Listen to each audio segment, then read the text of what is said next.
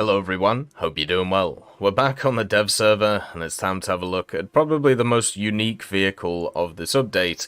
Of course, the Object 775, the Pancake Tank. This vehicle is coming in for the USSR in the next major update, and you'll find it between the Sturm S and also the Chrysanthema.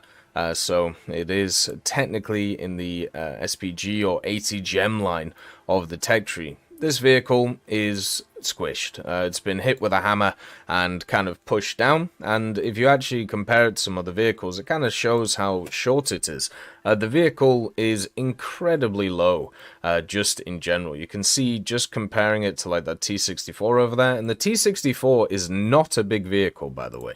The T64 is quite tiny as well for a standard MBT with its 3 crew, but just to kind of show you the difference between the two, it is just completely crazy how small this is. And for me, it looks like a squished Object 435. So you can see here it has, of course, like the angled armor, and you know, it's a little bit higher. The 775 just looks like somebody's just hit a 435 with a hammer. It even has the same engine and different transmission to the 435, the 580 horsepower one, which kind of is around the place. It also has a transmission, which means it can go forward pretty effectively, but can't really reverse, which is a bit of an issue. So what is the internals of this vehicle? Because it seems really odd, right? And the internals show kind of an interesting system. First of all, you have a stabilized 125mm D126. Now, this weapon system is mainly designed to fire ATGMs, which is why it is a stub gun. It isn't a standard gun designed to fire APFSDS or anything like that.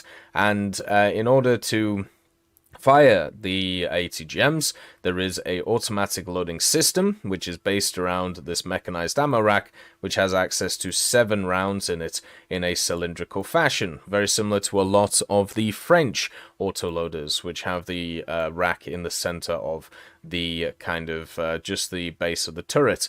Now, this doesn't have a loader. It has 2 crew, since it is so small. You've got the commander and also the driver. So the commander is also the gunner. The driver is on the left. Wherever you pen this vehicle, you will destroy it in realistic, because it only has 2 crew. You also have a commander's optics, which is pretty cool. It has an up-down periscope, and then also all of the optics for everybody else.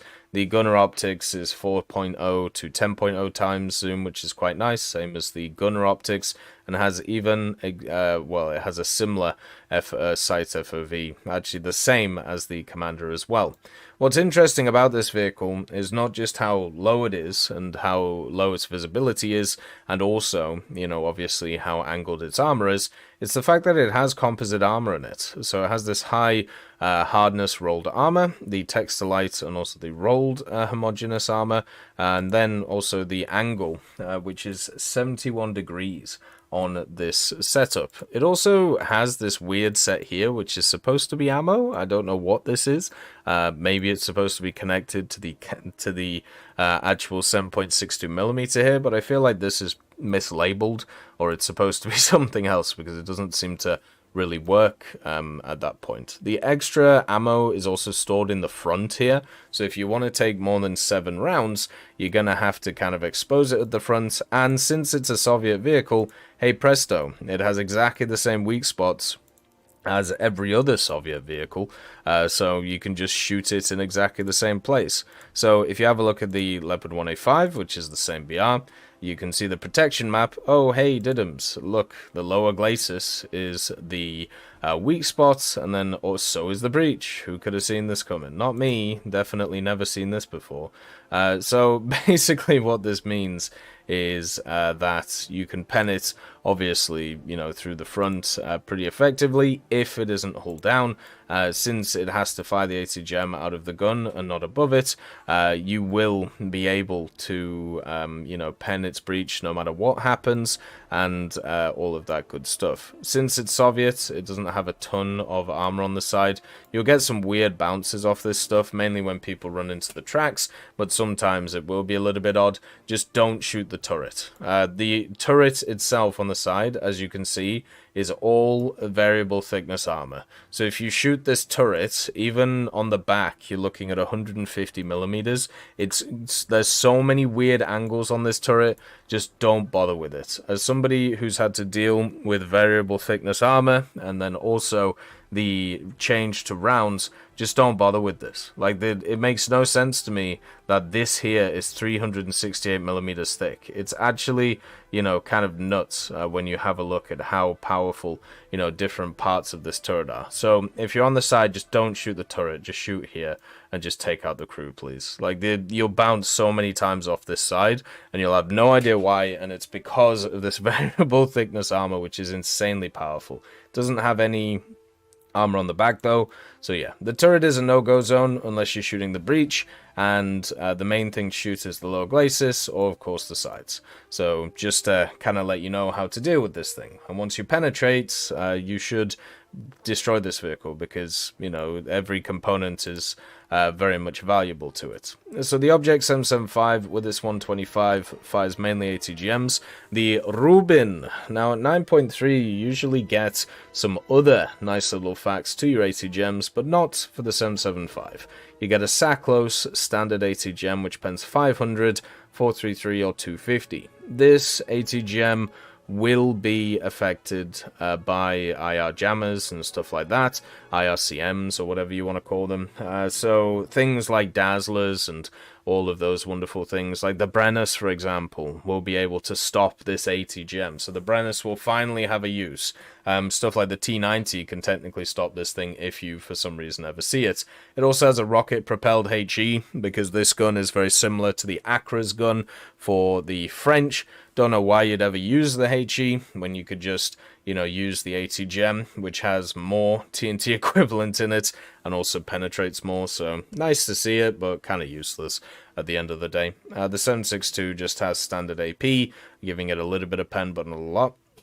Funnily enough, even though this is a anti-tank missile carrier, they're giving it artillery, which might be the first time we've actually seen that. If you have a look at the Chrysanthema, for example, it doesn't get artillery. If you have a look at the Sturm S, it also doesn't get artillery, and neither does the IT-1. So this might be a change in the guard. This might be a time where finally they realize that these anti-tank missile carriers aren't very good compared to their standard meta vehicles, and maybe it's time to give them some mechanics that other people's have. So that's really nice to see. The turret rotation speed is completely fine on the vehicle. The reload rate is really nice. That 6-second reload is really good, and surprisingly it has 5 degrees of gun depression. So wherever you are going to be able to hit targets, which is good. Remember, since it's an ATGM launcher vehicle, you have to line up the gun and the optics with the enemy the whole time that the ATGM is going in, otherwise it's just going to miss. And since the ATGM itself is going at 550 meters per second, which is about half the speed of most APF SDSs which get fired over here, you're going to have to expose yourself more than the standard vehicle that moves around, such as the T-64A with its APF SDS, you know, its good old 3BM22, which goes at 1760 meters per second and also nearly has as much pen. So just take that into account when using a vehicle like this. The customization wise, it is a prototype, technically a one-off prototype, but that doesn't mean it doesn't get all of the funny camos. And you can see here it gets all of the standard camos that most Soviet vehicles get at this tier.